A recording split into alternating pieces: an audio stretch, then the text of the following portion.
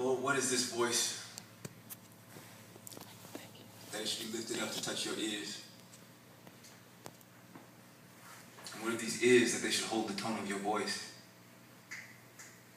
Lord, what am I that my name should be lovingly perched upon your lips? What is this voice swept against the wind, this fading footsteps? Larynx thrust forth from pumping of lungs and beating of heart to make love auditory. The vocal idea of a particular soul. Verse springing forth from redundant chorus. Line to fortify the walls of impenetrable ego, and weeping to tear down the illusion of strength. See, what is his voice? Stammering and stuttering from shame and unworthiness. Born of illicit addictions and lies. This voice that screams out silence and across scarred, partially severed chords. This voice that screams and cries out in the smothering embrace of pillows and on linoleum bath tiles. This voice that stirs within me, but just like the proud tide, it defies gravity and fails to touch the shore of its beloved. This voice is mine. Cracked and parched, fading in its strength, it's a crescendo of pain and joy and longing and anger. For often damned are the wholehearted syllables stirring within my diaphragm. For with you I wish to speak. With you I wish to encourage, I wish to love, I wish to impart a sense of your unknowable beauty in the eyes of God and man, but I can't speak. But why? Why this retrospective desire amidst sovereign moments lost? You see, why am I afraid to dance? I who love rhythm and grace and song and laughter. Why am I afraid to live? I who love life and the beauty of flesh and the colors of the earth and sky and sea. Why am I afraid to love? I who love love. See, Lord, you said that if we believed on you, that out of our bellies will flow rivers of living water. So I will declare that you are my salvation. And I will say that your spirit within me is like a wellspring with the volume of the ocean that sits beneath a waterfall.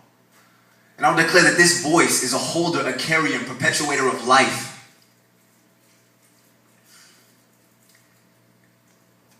And of the darkness that so readily engulfs my soul, I will proclaim.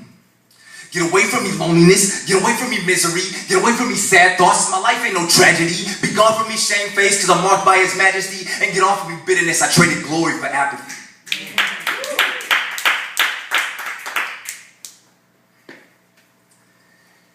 You see, I found what this voice is. This voice is a pitcher of water in a dry and thirsty land. You see, we are of a nature that we don't fill our pitcher in order to speak, but we speak in order to fill our pitcher. See, out of the heart flow the issues of life. Nourishment for self and healing for others.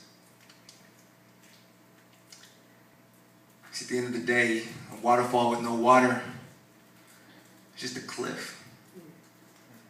And a voice without knowledge of self is a conveyor belt, transporting a sequence of words. But you see, our lives are meant to be love poems, not dictionaries.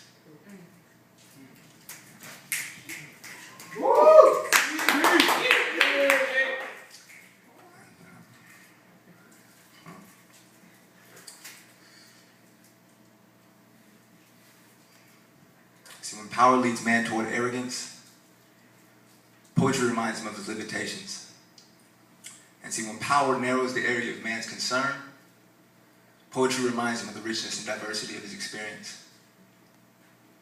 When power corrupts, poetry cleanses. But you see, I think it's pathetic that I call myself poetic, reflecting worldly aesthetics of alphabetics juxtaposed to theoretics. You see, the illusions of life surpass the optical. Philosophical teachings are supposedly a window into the metaphysics of ontology, but quite possibly the malfunction for which we unction conscious thought can be explained in systemic compositions of slavery.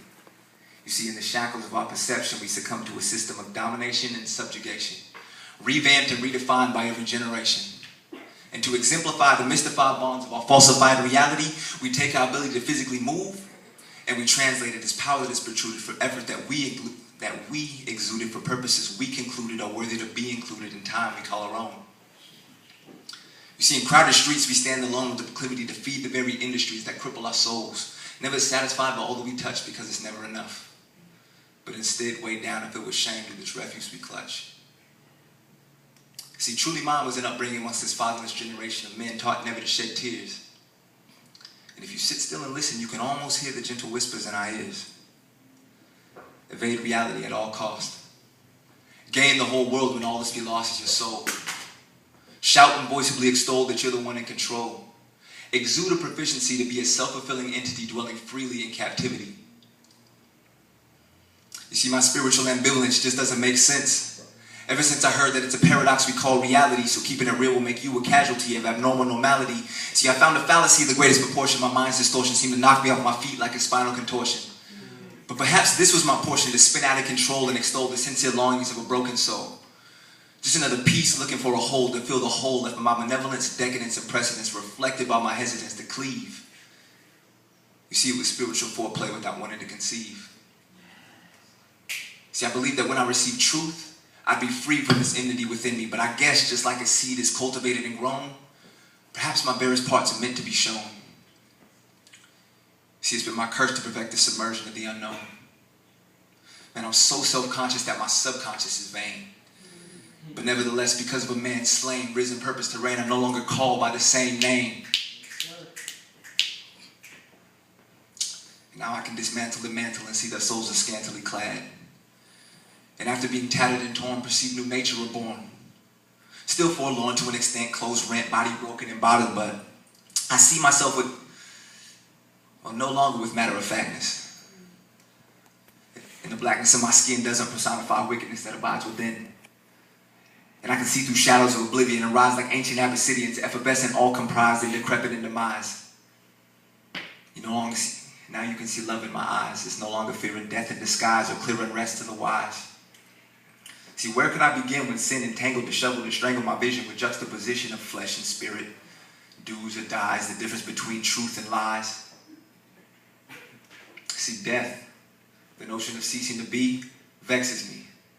But frankly, I speak not of death as a physiological realism, but rather that of divine altruism dispersed to the mortally infected, affected, and resurrected.